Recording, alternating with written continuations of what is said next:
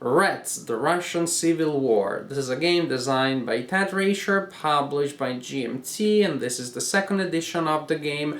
Two-player game, whites versus reds, but the game also works very well as a solitaire game because of the mechanics that it has. It has a cheat pool engine, which I like very much. It is a game about a very complex event. It is a game by Ted Rasher, so you know you can expect a lot of historical detail and some innovative concepts. And when I'm reviewing a game like this, as a result, usually I keep my introduction short because I want to have extra time to talk about the game, which is precisely what is going to happen here.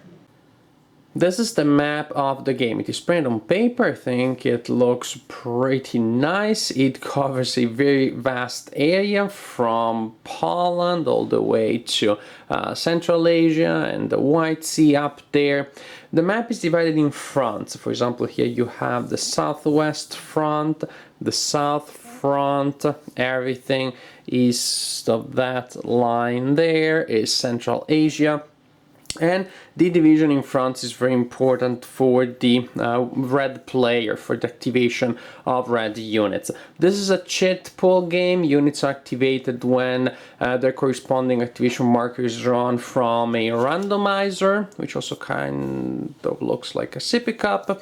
And the red player has activation markers that indicate specific fronts on the map. For example, if this cheat is drawn, then the units that are in the south front can activate. Things work in a slightly different way for the white player, whose activation cheats are not related to the geographical location of units on the map, but simply to several types of units. You look at the color in the background of the activation marker, and you can activate all the units that have that color on their counter. For example, if this marker here is pulled, then all units that have a symbol of that color can be activated during that activation.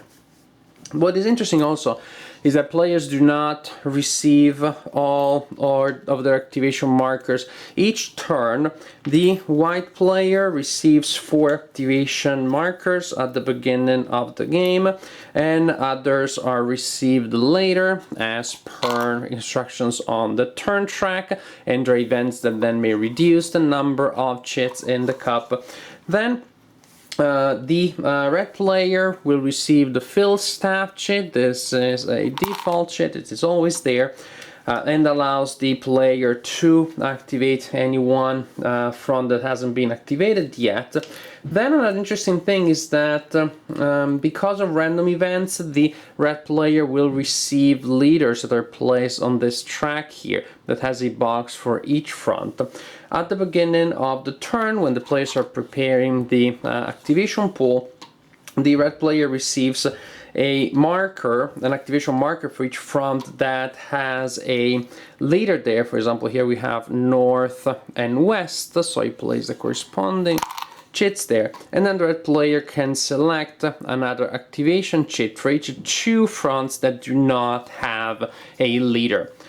So in this case, suppose that I choose these 2, and this would be my activation pool for this turn. Well, one thing is still missing, the logistics cheat. When the logistics cheat is pulled from the cup and it is placed in the cup every turn, there is a logistics phase that the players have to go through, and during that phase they check the lines of supply and they can rally their units. They can roll on a table to try to bring reduced units back to their full side.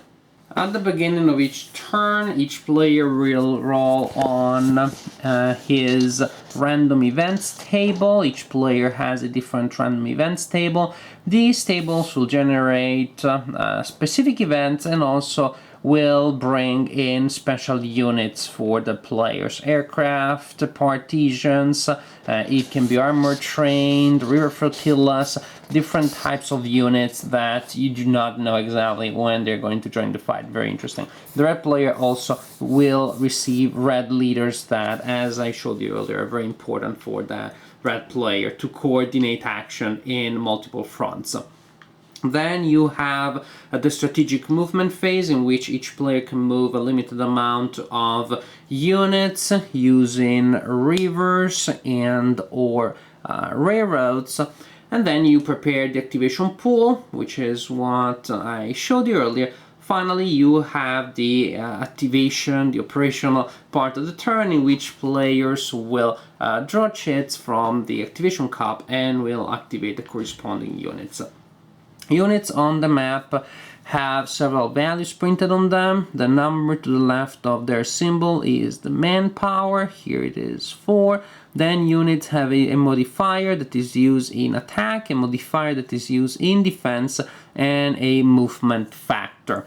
The stacking limit in this game is of 6 manpower points, but in fronts that have, again, a leader in the track that I showed you earlier, the stack is raised, their second limit is raised to 9 points, but not for everybody, only for a number of X's that corresponds to the number printed on the leader. For example, this leader allows 2 stacks in the front in which he is to be up to 9 points, this leader only 1, and so on and so forth.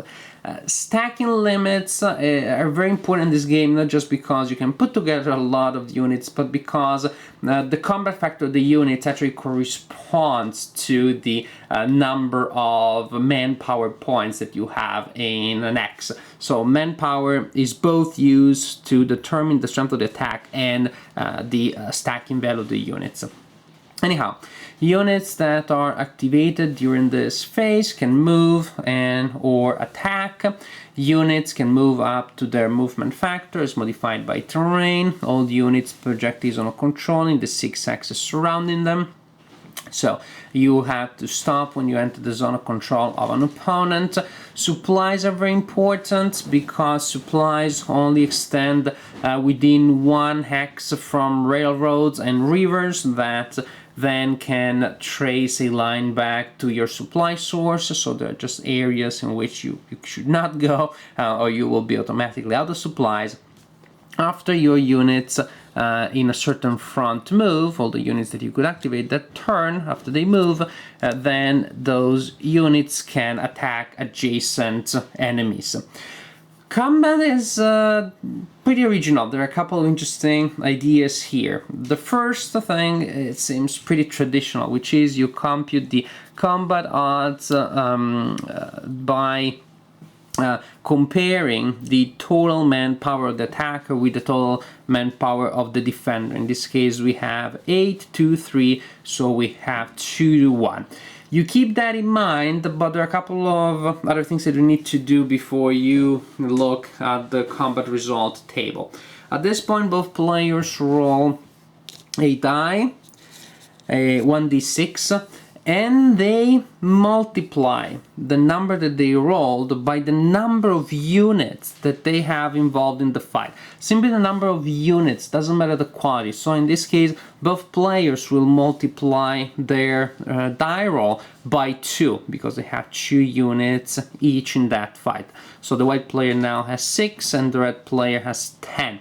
That number that you have after you multiply the die roll, you modify using all of the attack or defense modifiers of the units involved. You subtract the total modified result of the defender from that of the attacker. You find the differential, which will be in this case 4, and you cross-reference that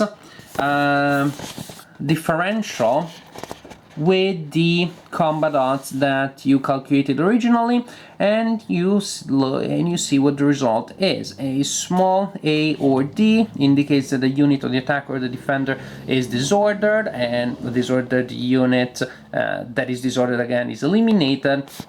A capital A or D means all attackers or defenders in that fight are disordered, and an R indicates that the side that has a letter right before the R will have to retreat. And if you know Ted Racer's designs, you know that you can expect a game with a lot of historical chrome and flavor and specific rules to deal with events, regions, locations, and specific units. Here, just to give you a sense, is the political restrictions and regional summary. These are two summaries of specific rules that apply to political factors and regional factors that will influence gameplay. Because of the political background of the units, there will be effects that will modify movement, stacking, also control, combat. For example, certain units will fight against some units and not against some others. Some units will not stack with some other units. And then you have specific rules to handle events in different regions: Poland, Transcaucasus, Baltic republics, occupation line, Magno district.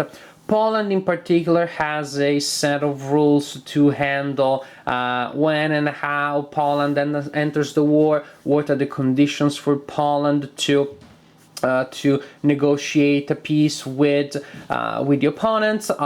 But this is not all, because then there are other details that are added to the design to increase even more the historical flavor. There is the fate of the Tsar, Nicholas II, that may or may not have been shot at the beginning of the game. And of course, whether the Tsar is alive or dead will influence the morale of the white units. You have Trotsky's red train that travels around the country, lending support to the red troops. You have the Makhno partisans that will switch sides, possibly from turn to turn. They're really kind of unreliable. Many things of this type that definitely will increase the historical flavor of the game, even though it may take a little bit to become familiar with them. Not that they add any complicated concepts, but there are several of these details, and you need a little bit of practice to see them as a vital part of the design. Each turn also has a victory check phase in which players check the map to see if one of them has achieved automatic victory. The red player wins the game automatically if he controls all cities on the map, with the exception of the cities in Poland and the Baltic republics. Or another condition for the white player is to conquer Poland and to have control of all resource cities on the map. Only some of the cities on the map are resource cities. For the white player, the way to win the game automatically is to take Moscow and to have control of at least the other two resource cities on the map. If neither player has achieved automatic victory by the end of the last turn, then the white player wins the game. So it is red player that needs to get things done. The white player may be able to win simply by delaying things enough and preventing the red player from achieving victory before the end of the game. This is a very good game, and I must say a pleasant surprise, as when I was reading the rulebook I had mixed feelings. It sometimes felt that the game had more exceptions than rules. There were so many little details that had to be taken into account, but then actually they enter the game gradually. You do not have to take them all into account starting from turn one. So you read the rulebook, you start playing, and then you revise the things that you need to as the game goes along, and before you realize it, you are indeed looking at this complexity, looking at this event where there's a lot of stuff going on at the same time, which makes perfect sense given the theme. The game as a cheat pool engine, it is no secret that I very much like this mechanic because of the unpredictability that it creates, the surprises that it creates, the challenges that it creates when your best laid plans do not work, or when opportunities open up when you did not expect it. I definitely like this. This is a mechanic that makes the game very solo friendly. You add the random events here, and definitely this is a game that works perfectly in solitaire mode. And it is nice to see a chit pull game at this scale, this large a scale. Usually you had chit pull games that are at a tactical scale, or in any case at a smaller scale than this one. But again, you're thinking, if you think of this event, the chaos of the Russian Civil War, the lack of general coordination, and I think that seeing these groups that act not following a specific order, and you do not know exactly how and when they're going to act, I think it makes perfect sense. It definitely adds to the historical flavor. I like the fact that the two sides are faced with very different challenges. The red player has stronger, larger armies that also are much harder to coordinate. Because of the stacking limits, it is very hard to stack several of these armies together unless you have a leader. The white player has smaller armies that, if caught alone, can be easily destroyed by the red player. However, they can be more easily coordinated, and this is captured by the fact that you can stack them together, and when you have many units, then you get that super sweet multiplier when you're resolving combat. And of course, the two sides also had different objectives and ways in which they try to achieve those objectives. The Reds are trying to take control of everything on the map, or to target Poland and some specific cities, and the white player is trying to delay and stall things as much as possible until the end of the game. And there are ways in which this can be done, but there is a fine balance that the white player has to find, because also just being inactive for the entire game, just trying to avoid confrontation, that's not going to be enough. The white player needs to figure out the times in which an opportunity presents itself to strike against weak parts of the red's forces.